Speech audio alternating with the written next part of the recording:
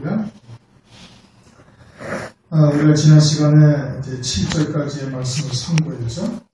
궁핍과 환난 가운데 너희 믿음으로 말미암아 위로를 받았다. 궁핍이라는 것은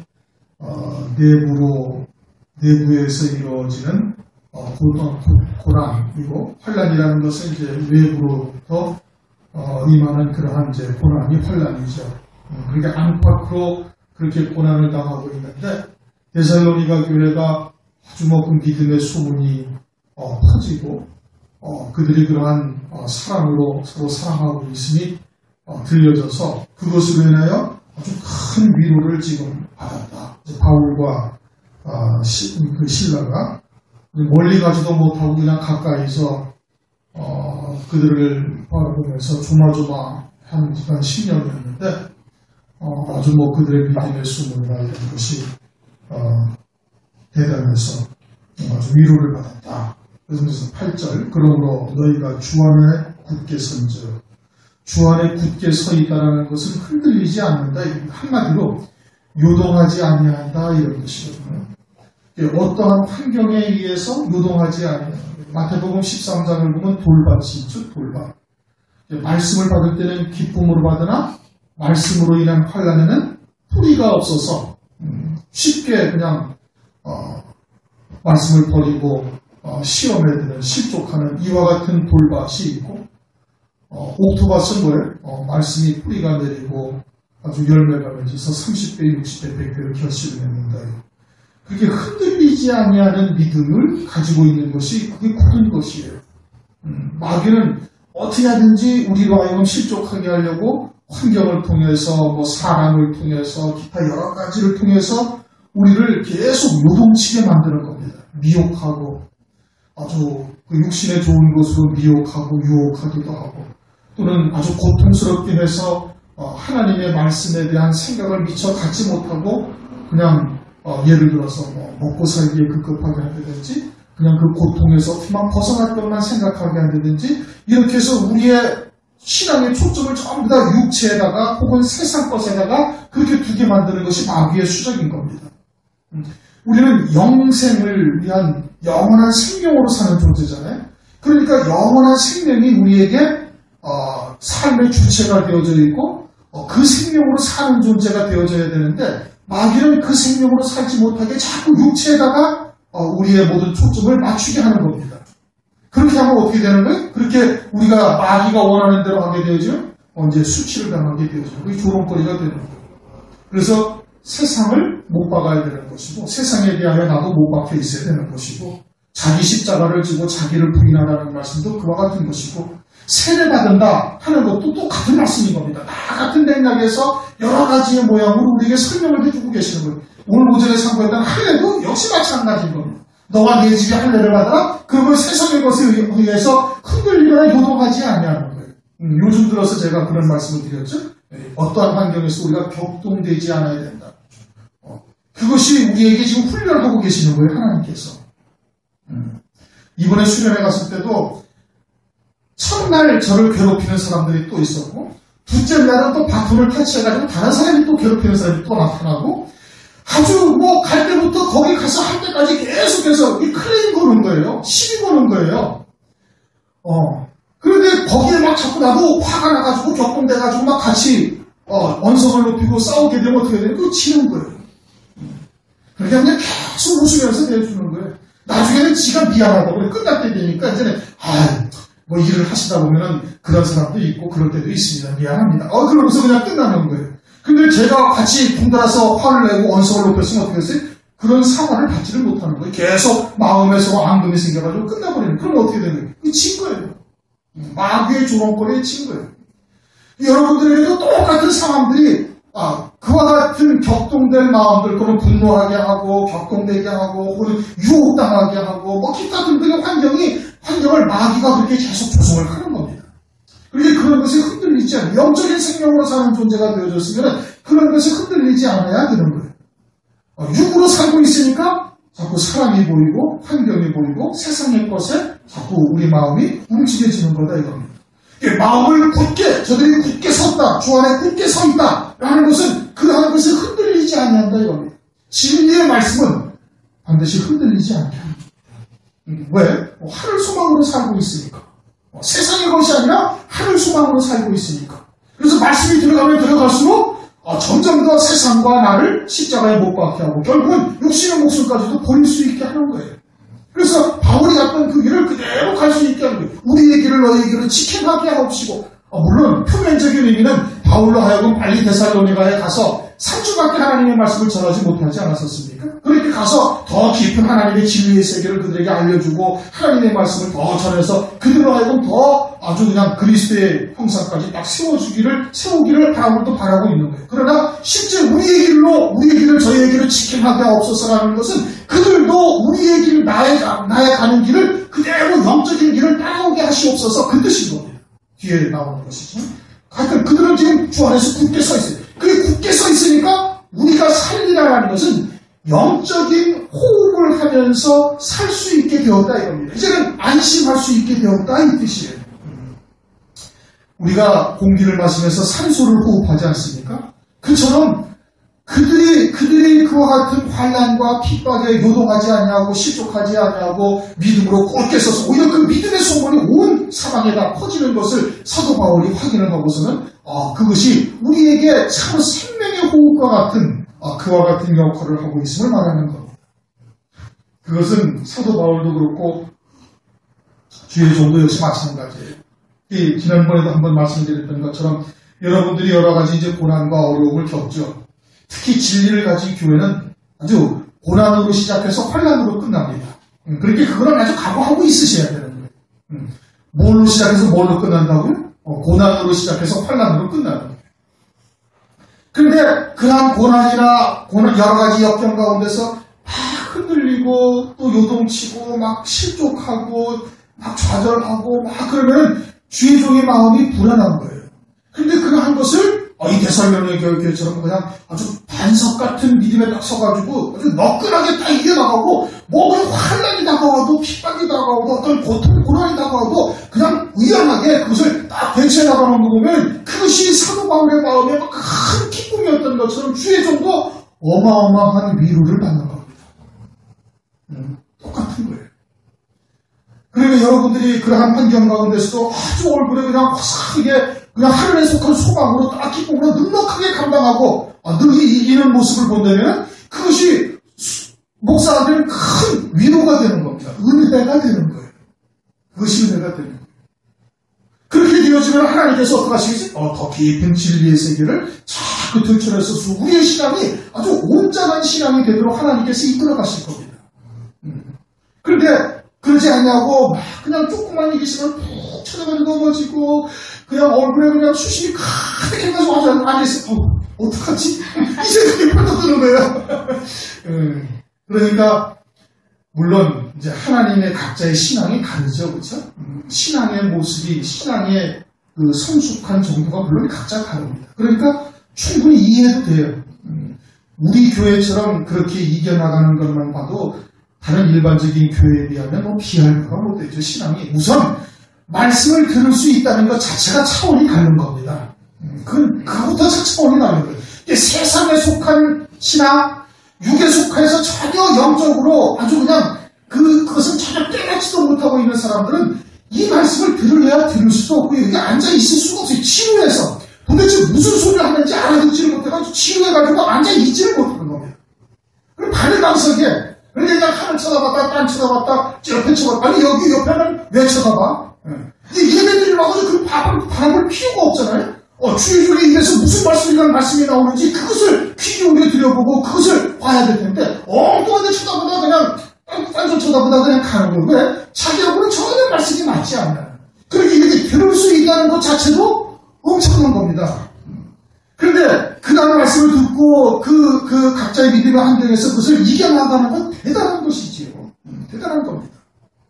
그런데 이제 각자 믿음의 분량이 있고 수준이 있으니까 하나님께서 감당할 만한 시험을 주어도 때로는 조금 이제 마음이 떨어지기도 하고 침체지기도 하기도 하겠지만은 그러나 또 그럼에도 불구하고 주 앞에 나와서 하나님 앞에 예배를 드리면 그 금방 회복이 됩니다. 왜? 바탕 자체가 차원이 다른 거예요. 육에 속한 신앙과 영에 속한 신앙은 차원이 다른 거예요. 그러니까 조금만 말씀을 들으면 금방 다시 또 회복이 기쁨이 되어지는 은혜를 하나님께서 베풀어 주시는 것. 그렇게 해서 또 살아나고, 그렇게 해서 또 살아나고, 그러다 보면은 그 전에 겪었던 그와 같은 연단이나 또는 그런 시험이나 이런 것은 이제 그다음부터는 그냥 훌훌 가볍게 넘어가는 거예요. 그러면 그런 거는 우리에게 다가오지도 않습니다. 마귀가 그렇게 해봐야 소용없다는 것을 알고 이제 그렇게 찝쩍거리지도 않냐는 거예요. 그렇게 해서 넘어가서 신앙이 자라나가게 되어지는 것이죠. 그렇게 굳건하게 서 있는 것을 보면은 그것이 사도 바울에게 큰 위로가 되었다. 9절 우리가 우리 하나님 앞에서 너희를 아느냐고 모든 기쁨으로 기뻐하니 그냥 기쁨이 충만해지는 거예요. 무엇을 통해서? 그들이 믿음이 굳게 선 것을 통해서 환난을 넉넉하게 이겨나가는 거예요. 그리고 그 믿음의 소문이 온 사방에 퍼지고 그들의 진리의 사랑으로 살아가는 것이 온 사방에 딱 퍼졌으니까 사도 바울이 그것을 듣자 그냥 기쁨이 충만 모든 기쁨으로 기뻐한다. 이보다 더 큰 기쁨이 어디 있겠느냐 이거. 그건 저도 이하 동문인 겁니다. 그것은 하나님의 말씀이 이루신 역사예요. 그래서 2장 13절 하반절에 뭐라고 그랬어요? 하나님의 말씀으로 받음이니 진실로 그러하다. 이 말씀이 또한 너희 믿는 자 속에서 역사하나니라. 하나님의 진리의 말씀이 그 안에서 역사를 하신 거예요. 하나님이 이루시는 구원이다 이겁니다. 그러니 하나님이 그 속에서 말씀을 가지고 그들로 세워가시는 이 역사를 보니까 이것이 얼마나 큰 기쁨이냐. 그냥 기쁨이 충만해지는 것이죠. 우리가 연단이나 고난 또는 시험 가운데 실족하는 이유는 하나님의 말씀을 온전한 하나님의 말씀으로 받지 아니하기 때문에 그러는 겁니다. 믿음으로 받아서 하나가 되어져 연합되어져 있으면은 그러면은 너희는 세상에서 환난을 당하나 판대하라. 내가 이겨노라. 요한복음 16장 33절에 말씀하고 있지 않습니까? 내가 너희에게 이르면 너희로 평안을 누리게 하냐며. 어떠한 환난 가운데서도 평안을 누린다 이거예요. 어떻게 되어지면 주님 안에 있으면, 즉 말씀과 하나가 되어져서 믿음으로 하늘 소망 안에 딱 살고 있으면 그 환난, 어떠한 환난이나 이런 것도 요동하지 않으면 다 이겨나갈 수가 있다 이거. 그리고 그렇게 이겨나가는 것이 사도 바울이 보기에 이것이 얼마나 기쁨이냐, 얼마나 기뻐할 일이냐. 너희를 위하여 너희 어떠한 감사함으로 하나님께 보답하고. 왜? 하나님이 이루신 역사이니까. 말씀이 그들에게 들어가서 믿는 자 속에서 역사하신 거예요. 그 말씀이 살았고 운동력이 있어서 영과 혼과 관절을 찔러 쪼개기까지 그 마음과 생각을 감찰하셔가지고 하나님께서 이겨나가게 하시는 역사를 하나님께서 하신 것을 하나님께 얼마나 어떻게 감사할고. 10절 주야로 심히 간구하면 너희 얼굴을 보고 너희 믿음의 부족함을 온전케 하려 함이라. 믿음에 부족하다 라는 뜻은 그것은 이들이 질적인 부분에서는 진리가 무엇인지를 알고 진리의 말씀으로 인하여 핍박이나 환난 같은 것이 있을 때 능히 믿음으로 이겨나가고 있어요. 그러니까 질적인 부분 바탕은 지금 사도 바울이나 데살로니가 교회나 똑같은 겁니다. 그런데 무엇이 부족하다고 이야기하는가? 그건 4장, 5장에서 뭘 말씀하고 있냐면 주의 재림의 때를 말씀하고 있어요. 주의 재림의 때를 말씀하고 있죠. 4장 14절 우리가 예수에 죽었다가 다시 사심을 믿을진데 이와 같이 예수 안에서 자는 자들도 하나님이 저와 함께 데리고 오십니다. 16절 주께서 호령과 천사의 소리와 하나님의 나팔로 친히 하늘로 쫓아 강림하시니 그리스도에서 죽은 자들이 먼저 일어나고 5장에 가면 또 마지막 때 빛의 자녀와 어둠에 속한 자들에 대해서도 말씀하고 있죠. 그러니까 4장, 5장에서 지금 주된 내용이 뭐냐면 주의 재림에 대한 내용이에요. 그 부분들이 이들에게 조금 부족하니까 이제 그것을 바울이 가서 얼굴을 대면하여 보면서 그러한 하나님의 말씀에 대한 더 이 양적인 분량을 더 채워서 그들의 신앙을 더욱더 온전케 하기 위해서 속히 가기를 원한다 이런 뜻인 겁니다. 조금 전에도 말씀을 드렸던 것처럼 우리 교회도 육에 속한 자는 여기 와서 말씀을 들을 수가 없어요. 들으면 5분도 안 돼서 딱 좁니다. 목사도 딱 졸아버려요. 영에 속하지 않냐면 이 말씀이 절대 들어갈 수가 없어요. 그러니까 예배를 뭘로 드리라? 영과 진리로 예배를 드리라는 거예요. 기도도 뭘로 해야 돼요? 여기에 속한 자로서 새 생명, 골망 안에 들어가 있는 자로서 기도해야 되는 거죠. 그래야 하나님이 들으시는 것이고 예배도 영으로 드려야 되는 거예요. 육으로 드리는 예배는 그건 절대 하나님이 받지 않으신다. 아무리 많은 예배 드렸다 하더라도 육으로 드린 예배는 광야 이스라엘 교회처럼 나는 한 번도 제사를 받아본 적이 없다 말씀하시지 않습니까? 오늘 예배가 그러려면 하나도 예배를 하나님께서 받지 않으십니다. 그리고 영으로 드려야 되는데 영적인 존재로 앉아있어야 이 말씀, 영의 말씀이 들려지는 겁니다. 들을 수가 있는 거예요. 들을 귀가 열리게 되어지는 거예요. 근데 육으로 앉아있으면 어떻게? 절대 들을 수가 없는 거예요. 근데 데살로니가 교회는 사도 바울과 영적으로는 같은 소속이죠. 하늘에 속한 자요, 영에 속한 자요, 신령한 믿음의 사람들이거든요. 그런데 이제 그와 같이 마지막 때에 대해서는 조금 부족한 것이 있어서 그것을 이제 사도 바울이 가서 온전히 변화를 합니다. 우리들도 역시 마찬가지로 조금씩 부족한 것이 보이죠. 그러니까 그것을 하나님의 말씀을 통해서 우리에게 주시는 겁니다. 종의 목사의 생각을 하나님께서 거기다 딱 집중시키시는 거예요. 그럼 제가 여러분들의 상태를 몰라도 하나님께서 그렇게 통해서 말씀을 여러분들에게 주시는 거예요. 그러니까 그때 드려지는 하나님의 말씀, 예배를 통해서 드려지는 증거하시는 하나님의 말씀을 우리가 잘 새겨들어야 되는 거예요. 그 부분들이 우리에게 지금 부족하다 이 뜻인 겁니다. 그러니까 그런 말씀을 안다고 끝나는 것이 아니라 2번 반복해서 말씀을 드리든 3번 반복해서 말씀을 드리든 그것이 우리에게 하나님께서 지금 이 말씀을 통해서 주의 종을 통해서 이 말씀을 내게 하시는 말씀이로구나, 내게 이와 같이 부족한 부분들이 있다 라는 것을 깨닫고 그것을 믿음으로 받으실 수 있어야 되는 겁니다. 데살로니가 교회에 부족한 것은 마지막 때에 대해서, 재림에 대해서 하나님의 그러한 구원의 비밀, 마지막 때에 이루실 구원의 역사, 하나님의 그러한 나라의 신비로움 이런 것들이 이제 부족했으니까 그와 같은 것들을 이제 속히 가서 증거할 수 있기를 지금 바라고 있는 것이죠. 그러면서 11절 하나님 우리 아버지와 우리 주 예수는 우리 길을 너희에게 지켜나게 없으며 문자는 표면적으로는 우리가 너희들에게 편히 가서 그렇게 부족한 것을 영적인 하나님의 말씀의 교제를 통해서 그런 부분들을 너희를 채우기를 원한다. 이 문자적인 의미는 그런 겁니다. 그런데 사도 바울의 속뜻은 뭐냐면 우리의 길을 너희에게는 지켜나게 하옵소서는 우리의 길도 우리가 사도 바울이 걸어가고 있는 그와 같은 길에 너희들도 합류해서 너희들도 거기에 함께 직행할 수 있기를 바란다. 이런 뜻인 겁니다. 표면적인 의미는 우리가 데살로니가 교회를 가서 얼굴을 대면하여 보고 너희들의 부족한 것을 우리가 채워서 그런 양적인 부분에서도 충분히 그리스도의 형상으로 회복되어 줄 수 있도록 하나님의 말씀으로 교제하는 것을 말하는 겁니다.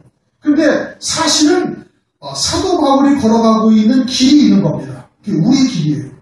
바울이 걸어가고 있는 길. 그 길은 하나님이 정하시는 거예요. 하나님이 그 길을 정하시는 겁니다. 시편 37편 23절 여호와께서 사람의 길을 정하시고 그 길을 기뻐하시나요? 누가 정하셔요? 하나님이 정하시는 거예요. 창세전의 영광들을 예비해 놓으시고 그와 같은 영광들을 하나님께서 보여주시고 말씀을 통해서 성령으로 깨닫게 하셔서 믿음으로 받게 하시고 그리고 그 길을 하나님께서 걸어가게 하시는 거예요. 시편 40편 2절을 보면은 나를 기가 막힌 웅덩이와 수렁에서 끌어올리시고 내 발을 반석 위에 두사 내 걸음을 견고케 하셨도다. 하나님께서 나를 기가 막힌 웅덩이와 수렁에서 끌어올리셔가지고 내 발걸음을 아주 그 하나님이 정하신 길 위에 견고하게 하셨다. 그렇게 말씀하고 있는 거예요. 하나님께서 우리를 그러한 길로 인도하고 계시는 것이죠.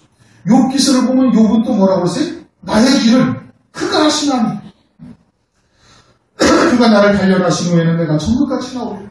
욥의 길도 하나님께서 정하신 길이 있는 거예요.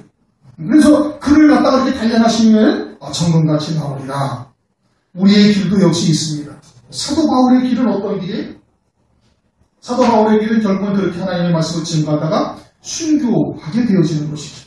데살로니가 교회도 그와 같은 길로 합류할 수 있기를 사도 바울이 바라고 있는 것이죠. 우리의 길도 그 길인 겁니다.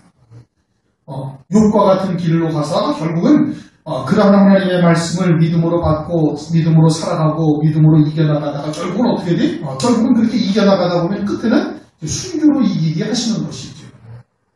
그러기 위해서는 금 같은 진리의 말씀을 먼저 들어야 되는 것이고 정금과 같은 연단의 과정을 거쳐야 되는 것이고 그러면은 금 기름을 발리우는 자가 되어져서 7명의 역사로 결국은 어떻게 순교케 하셔서 금 면류관 받는 자로 세우시는 겁니다.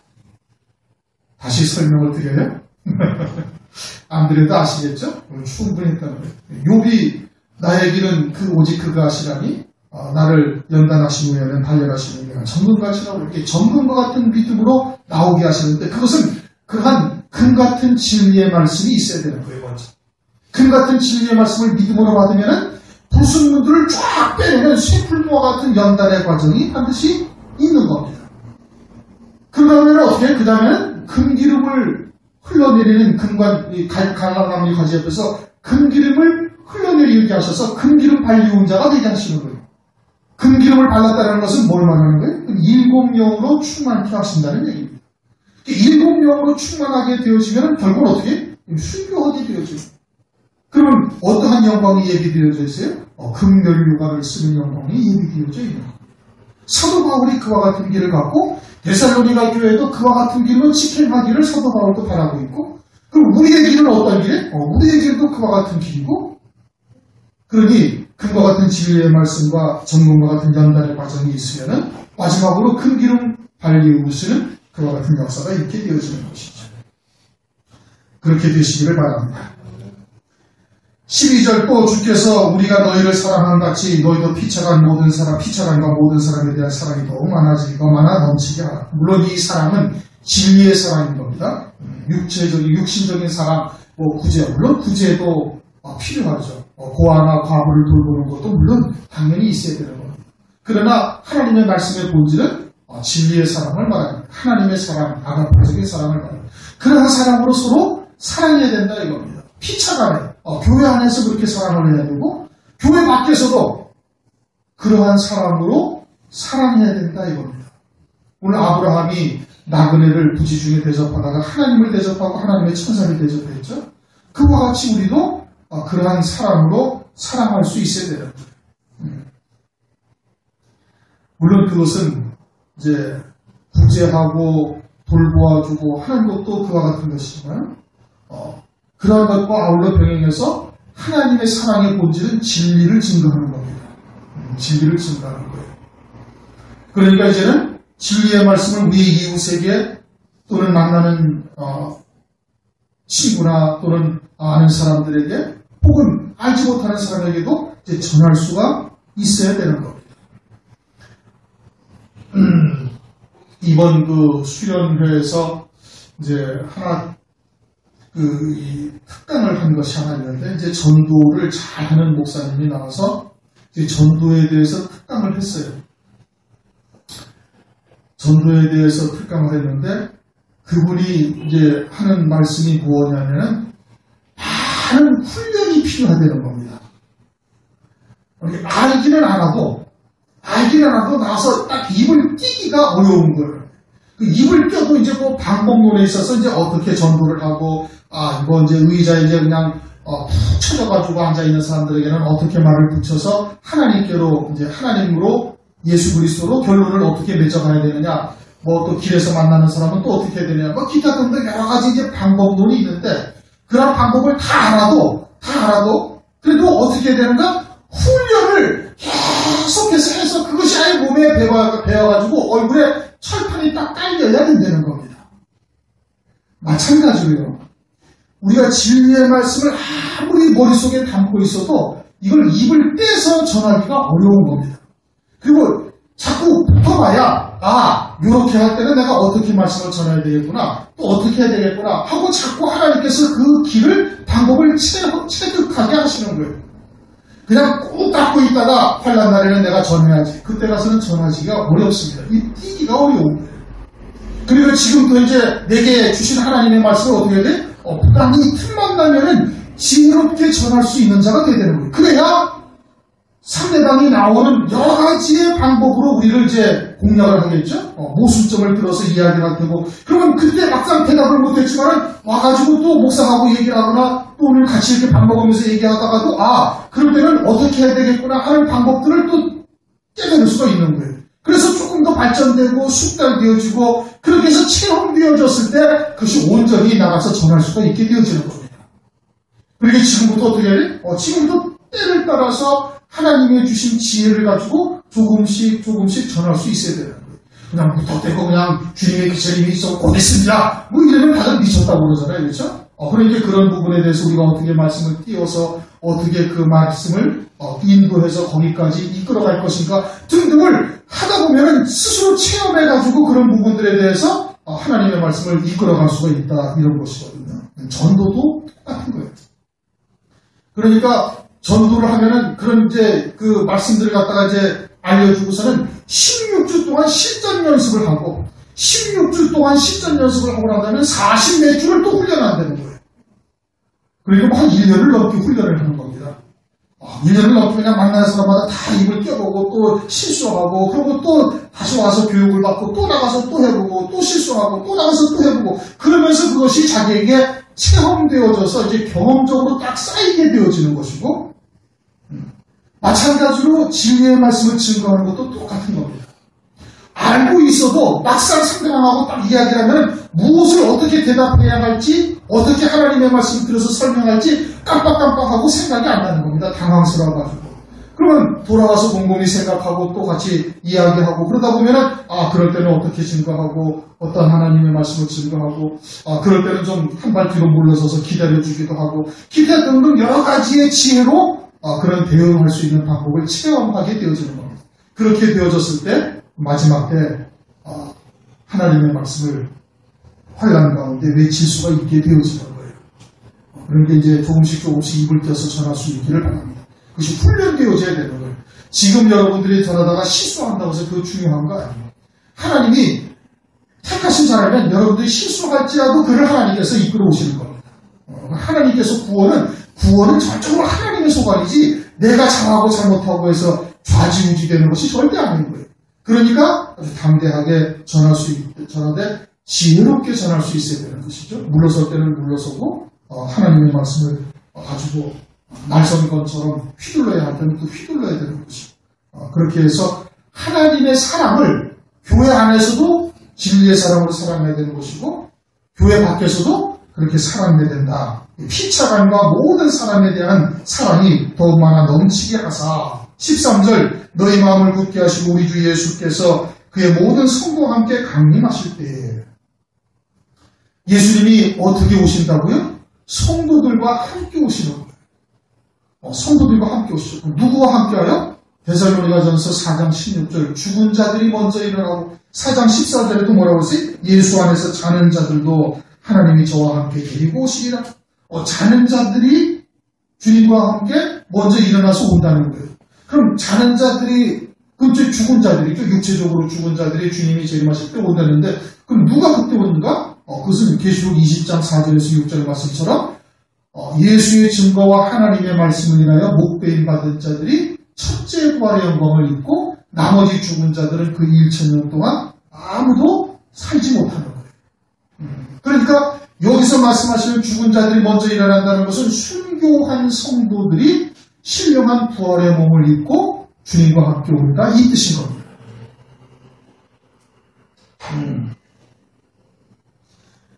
신령한 부활의 몸을 입고 주님과 함께 강림하실 때에 하나님 우리 아버지 앞에서 거룩함에 흠이 없게 하시기를 원하노라. 누가 흠이 없게 되기를 원한다는 거예요? 데살로니가 교회가 그렇게 되기를 원한다는 겁니다.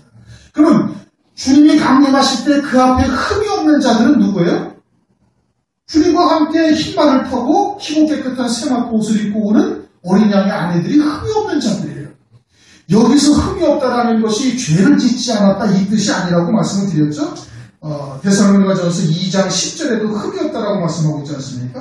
너희가 10절 우리가 너희 믿는 자들을 향하여 어떻게 거룩하고 옳고 흠이 없이 행한 것에 대하여 너희가 증인. 사도 바울이 옳고 흠이 없었다는 거예요. 이것이 도덕적으로 윤리적으로 흠이 없다는 것을 말씀하고 있는 것이 아니죠. 노아가 완전한 자다, 의인이다. 노아가 죄를 안 짓고 도덕적으로 윤리적으로 흠이 없다는 뜻이 절대 아닌 겁니다. 그러면 그렇게 완전한 자다, 흠이 없다, 옳다, 거룩하다라는 것은 무엇을 말하는 거예요? 오직 하나님의 말씀으로만 사는 자가 되었음을 말하는 겁니다. 노아에게는 방주를 지으라 하신 그 말씀으로만 노아가 사는 거예요. 거기에 전심전력으로 사는 거예요. 사도 바울은 오직 하나님의 말씀으로만 사는 거예요. 그것이 거룩하고 흠이 없는 죄. 그럼 마지막 때 주의 재림의 때 흠이 없는 자는 누구예요? 어린 양의 안에 그리스도의 신부가 흠이 없는 자인 겁니다. 그렇게 서기를 바란대요. 그럼 주님과 함께 오는 자들의 무리 속에 들어있는 것이 그것이 흠이 없는 자들인 것이죠. 땅에 남아있는 자들은 뭐예요? 그건 주님을 대적하는 자들이 된 것이니까 진노의 심판을 받는 것이고, 휴거된 백성들은 그건 들러이지 그들이 성경의 초점이 절대 아닌 겁니다. 그리스도께서 재림하실 때 흠이 없는 자들은 그리스도의 신부로 서는 자들이 되어져요. 그렇게 되기를 위해서 너희들이 마음을 굳게 하라, 이렇게 말씀합니다. 마음을 굳게 한다. 이제 서두에도 나왔죠. 너희가 주 안에서 굳게 섰다. 13절 너희 마음을 굳게 하시고, 그것은 이제 서두에도 말씀드린 것처럼 말씀으로 온전히 하나 되어져 있음을 말하는 겁니다. 그러면 어떠한 시험에도 흔들리지 아니하고 요동하지 아니한다. 그렇게 말씀을 드렸습니다. 누가복음 18장을 보면은 인자가 올 때 세상에서 믿음을 보겠느냐 하시면서 그 앞에 비유로 도시에 사는 한 과부를 말씀해요. 그냥 과부면 과부인데 왜 도시에 사는 한 과부야? 18장 여러분 기억하십니까? 아니면 한번 살짝 보시죠. 누가복음 18장.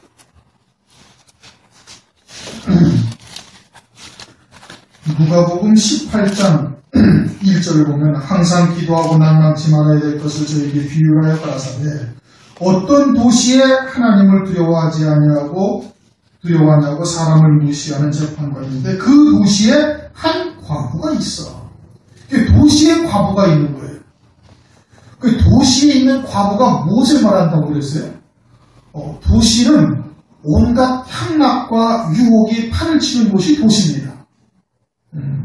그러니까 하나님의 백성들을 소돔과 고모라와 같은 수렁 구렁텅이에 빠뜨리우는 그러한 역사가 아주 제일 심한 곳이 도시예요. 육신의 일락, 그것은 아닐지라도 육신의 일락, 물질 문명이 발달되어져 있고 육신의 일락에 아주 쭉 빠져가지고 하나님의 말씀을 버리게 만드는 곳이 도시인 겁니다. 마귀가 그런 것을 가지고 오늘날 하나님의 백성들을 미혹하고 있지 않습니까? 육신의 일락에 푹 빠져서 하나님도 섬기고 기도도 하고 예배도 드리고 다 하는데 근데 육신의 일락을 쫓아 살게 만들어버리는 거예요.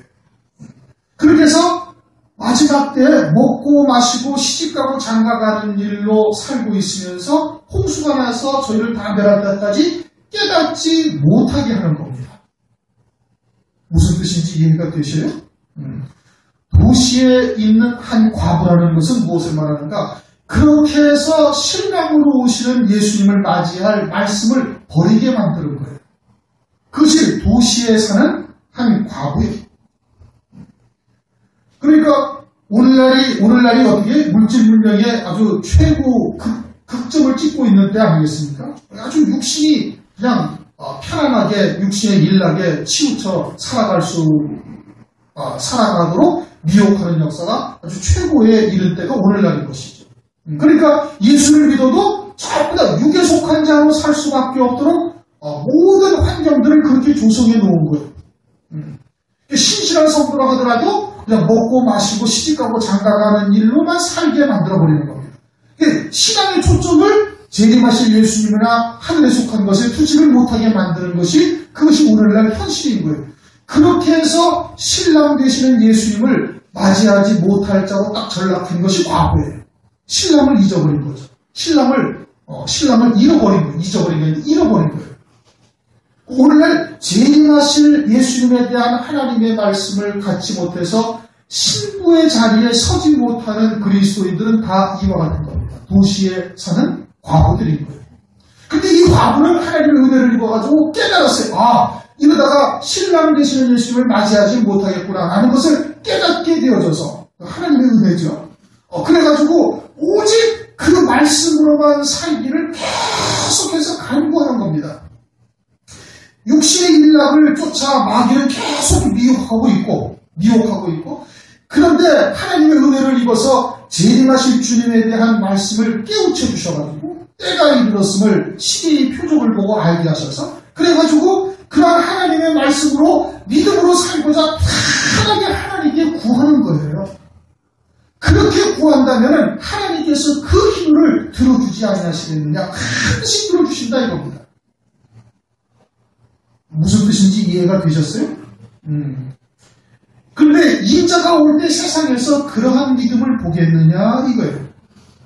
그러한 믿음이 없다는 얘기입니다. 그래서 먹고 마시고 시집가고 있으면서 홍수가 나서 저희를 다 멸할 때까지 깨닫지 못하더라라는 말씀이 그래서 하시는 말씀인 거예요. 이 도시의 한 과부는 신부의 자리를 잃어버린 겁니다.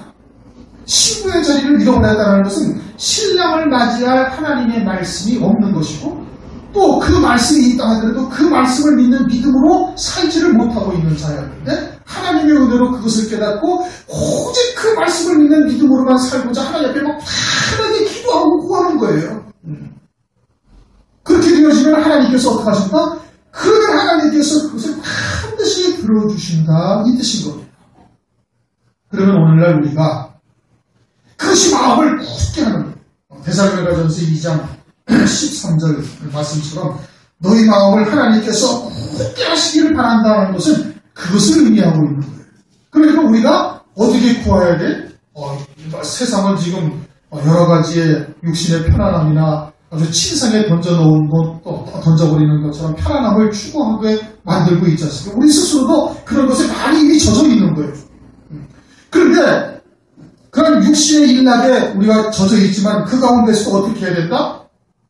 재림하실 주님을 소망하며 그 말씀을 믿는 믿음으로만 살고자 완전히 너와 내 집이 세례를 받은 자가 되기를 위해서 하나님께 막 편하게 구한다면은 남들은 다 뭘 구하는데? 먹을 것, 입을 것, 마실 것, 시집가고 장가가는 것을 구하고 앉아있는데 우리는 재림하실 주님을 맞이할 그 말씀이 내게 생명이 되게 하시고 오직 그 말씀으로만 사는 자 될 것을 위해서 하나님 앞에 막 이렇게 불의한 재판관도 들어줄 만한 그와 같은 끊임없는 실망하지 않냐고 계속 기도한다면 하나님께서는 그 기도를 반드시 들어주신다. 그런데 그러한 믿음을 가진 자들이 세상에 있겠느냐, 마지막 때 있겠느냐, 별로 없다는 뜻인 겁니다. 그러면 그렇게 구하는 자들에게 하나님께서 어떻게 하시겠다? 그 마음을 하나님께서 굳게 하시고 하나님이 하시는 거예요. 그러니까 오늘날 우리들에게는 이제 그 여건이 다 갖추어질 겁니다.